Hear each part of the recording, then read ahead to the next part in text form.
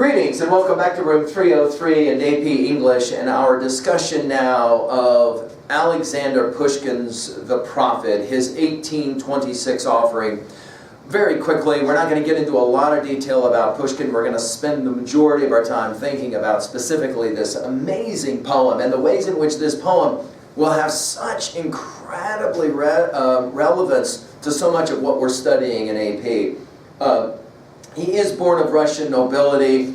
His birth dates, death dates, 1799, right at 1800. So think about how we always will measure Romanticism and Wordsworth at 1800. So Pushkin's going to fall right in there. 37, he will die at the age of 37.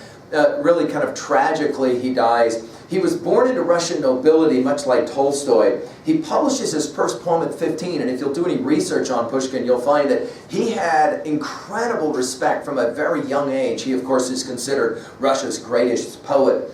He is ironically wounded and dies in a duel with a guy who is supposedly his wife's lover and her brother-in-law. And at death, already considered one of the great poets. In 1826, as we say, he will write The Prophet, which for our purposes now is the poem of focus. And we want to look at the ways in which we're not exactly sure how this how his relationship to the Bible occurs. He's living in a small village. There's some political disturbances. He receives a Bible from his brother. He will begin to read, possibly of Isaiah, Ezekiel. There's references to both of these as great prophets, and then he will sit down to write this poem. Now we're going to pay attention in our discussion to the ways in which the poet or the artist becomes understood as this prophet. Now, of course, we're in the ancient tradition, the Homeric tradition, the understanding of the Greeks, that the gods had a certain kind of power, right? They, of course, were immortal, as well as their epistemological knowledge was far greater than humans. And then humans themselves were, of course, mortal, and we know virtually nothing. Sitting in between, as we've said in other lectures at learnstrong.net, sitting in between are the poets, right? What we would call the artists. And here, we're going to hear from Pushkin, the great poet, about what it means to be tormented. Let's read the poem. We'll annotate the poem, including, of course, our big five. What does the text say about epistemology? What does it say about ontology, psychology, sociology, and, of course, the great question of theodicy. Why is there pain and suffering in the world, and how can it be propedeutic or useful? We're going to see a lot of that here. I will argue for you guys that you really can't read somebody like T.S. Eliot, and especially a poem like Ash Wednesday, without having a real thorough sense of what's going on here. And while it's not real clear by scholars the degree to which T.S. Eliot knew Pushkin, it's pretty obvious that the influences are all there. They're in the air, we might say. And of course, our study of Walt Whitman will bring much of this to fruition. I mean, think about your date. 1826 is when this poem is written, and of course, 1855 is the great production of Whitman's Leaves of Grass. So there's something going on in the world zeitgeist at the time that's going to produce some of the more remarkable literature that we will study together. The Prophet.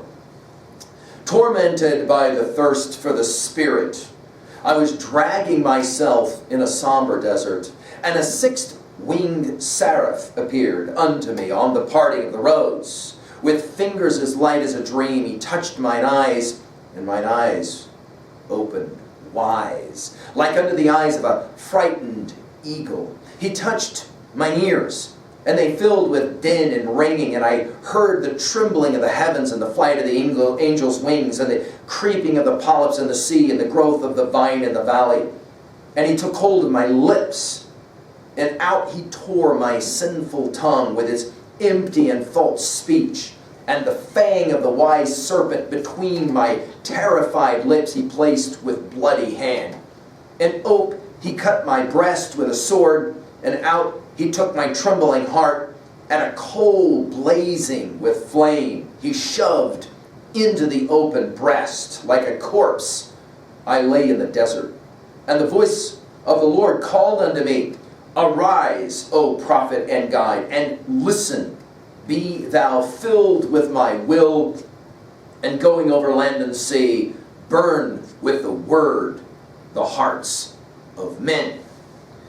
Now, this translation out of the Russian, I think, is quite useful. You can do your own research in terms of all of the different translations of this amazing poem. And I'm not going to get into the specific Russian language that is a part of this poem and the exegesis of this poem. Let's just talk about how Pushkin will translate this idea of inspiration and what it means to be inspired. Notice we begin with the word tormented.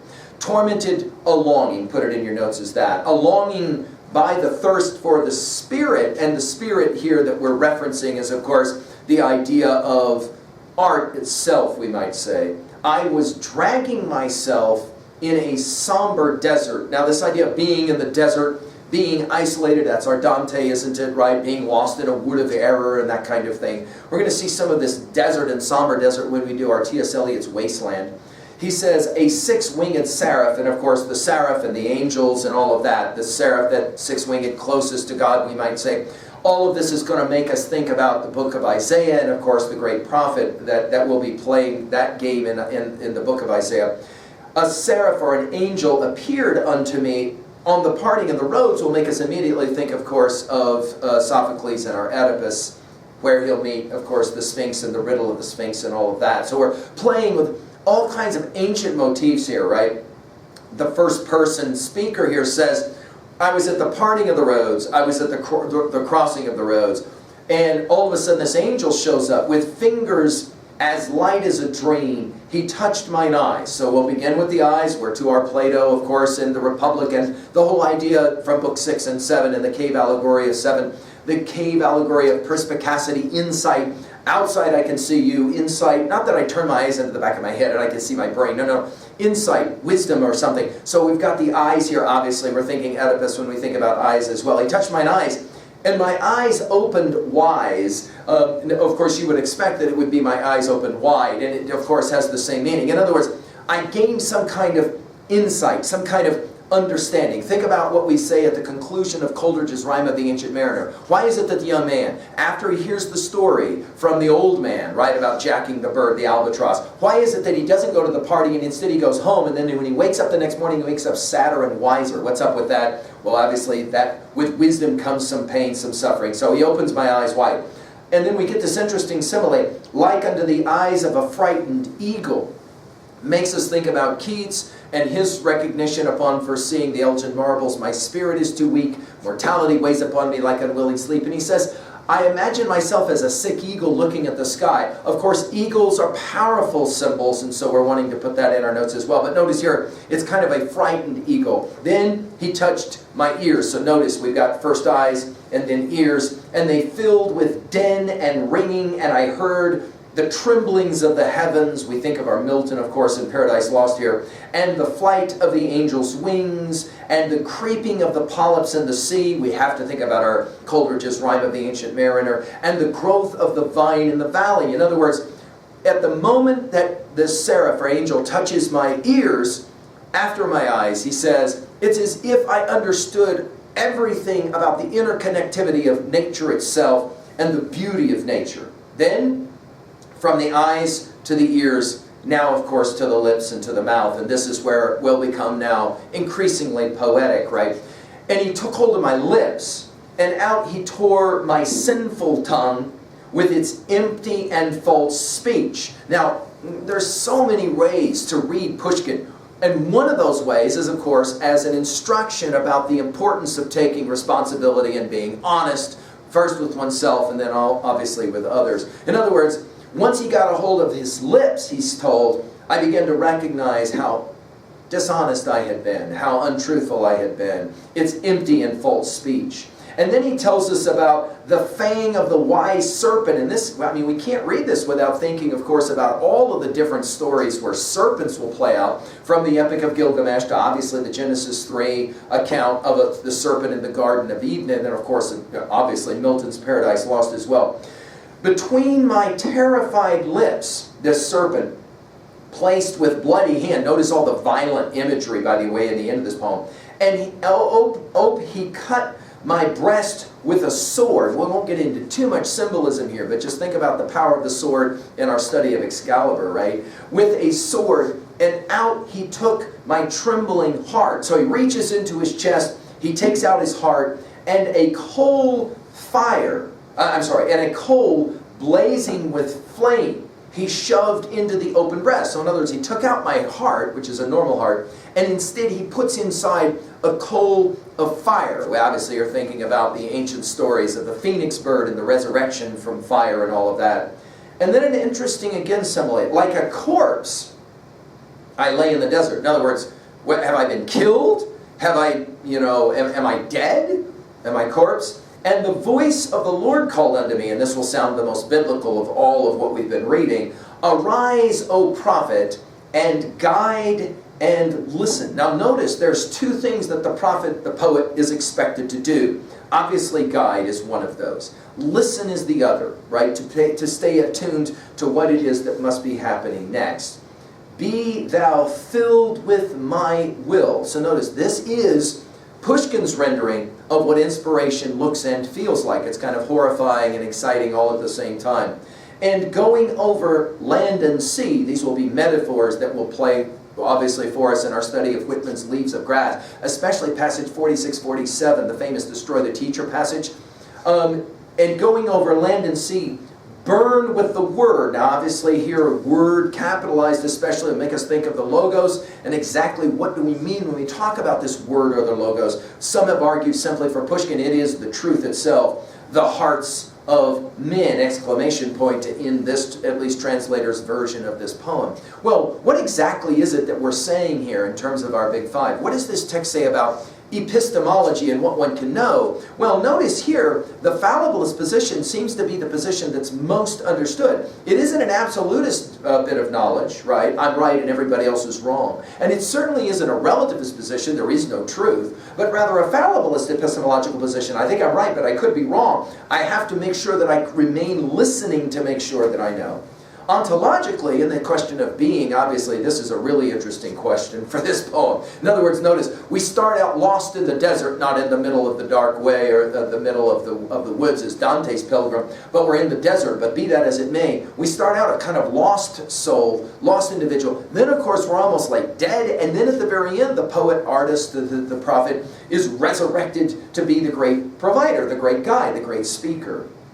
And in terms of psychology and the quest to overcome fears is here, obviously. Sociology, notice the prophet or the poet for Pushkin is mostly about serving as a guide to his or her people. In other words, to share information, to be a helper. Finally, the big five of ours, the theodicy question, why must there be pain? Why must there be suffering in this world? Well, obviously, the question here is best answered by, don't ask why did this happen to me, but rather why did this happen for me? The pain that starts out by a tormenting, by the thirst for the Spirit is finally answered, but it comes in horrific pain at first. And obviously, we're thinking about Plato's Republic and the cave allegory. What is it that the young man has to do? Exit the cave, kicking and screaming. He must overcome fear and pain. Why? Because all knowledge, it seems, and all important learning involves some element of fear and pain. Well, let's finish really quickly at 2A, themes, messages here. Obviously, the poet is the prophet in a rendering like this. But the prophet and the poet are doing what? Well, they're obviously two things. They're guides, and they're also always attuning. They're listening, right?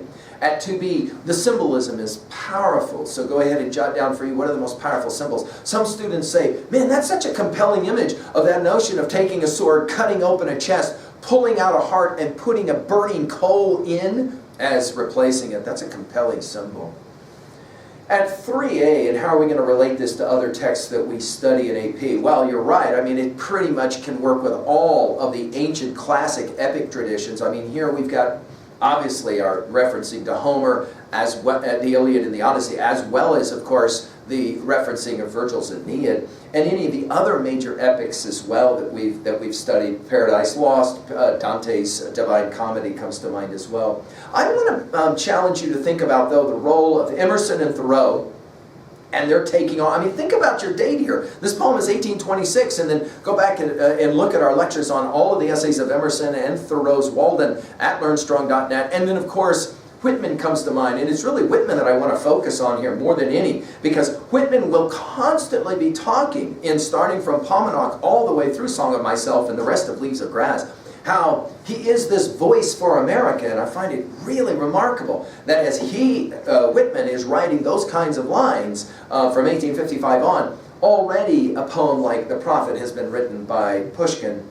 Of course, let's say it out loud, I really believe that you can't read T.S. Eliot without knowing some of a poem like The Prophet and Pushkin's observation of what the role of the prophet poet is, starting with Wasteland and Hollow Man, going through Ash Wednesday, and finally Four Quartets, all of these poems that we've lectured at LearnStrong.net. We're obviously very much about this notion that the poet is both guide as well as listener. Finally, some 3B questions to try and help you own a text like this. What is it that torments you? That is to say, motivates you. That is to say, pushes you in some way to try to somehow find a fire that burns within, that leads you to believe that your actions are meaningful, that your life has responsibility and therefore worth its own living. And finally, what is the prophet that for you mostly speaks to you? Who is that? For many of you, maybe it is somebody like a Whitman or an Emily Dickinson. Who are the people in your lives that serve as kind of a guide or a prophet? Because they're always giving you help, but they're always willing to listen as well. I hope that our study here, brief though it is, will turn you on to further study of Pushkin, and I hope that you can find any number of other poems by him. Truly remarkable poet. Thank you.